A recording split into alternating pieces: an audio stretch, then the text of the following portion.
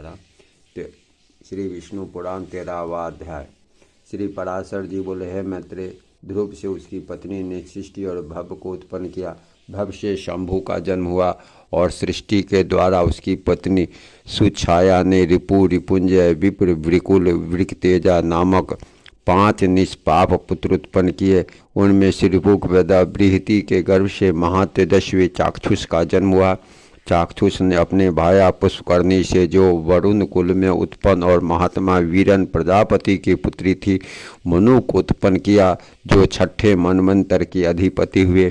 तपस्वियों में श्रेष्ठ मनु से वैराज प्रजापति की पुत्री नरवला के गर्भ में 10 महातेजस्वी पुत्र उत्पन्न हुए।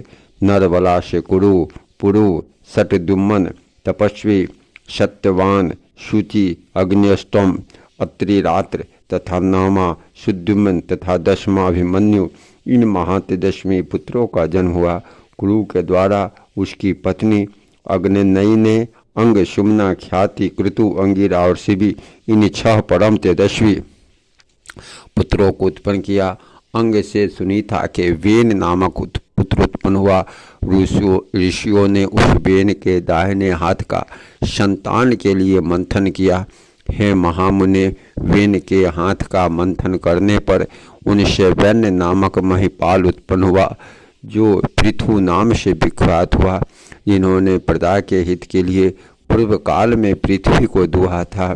श्री मैत्रेय जी बोले, हे मुनिश्रेष्ठ, महर्षियों ने वेन के हाथ को क्यों मथा, जिससे महापराक्रमी पृथु का जन्म हुआ।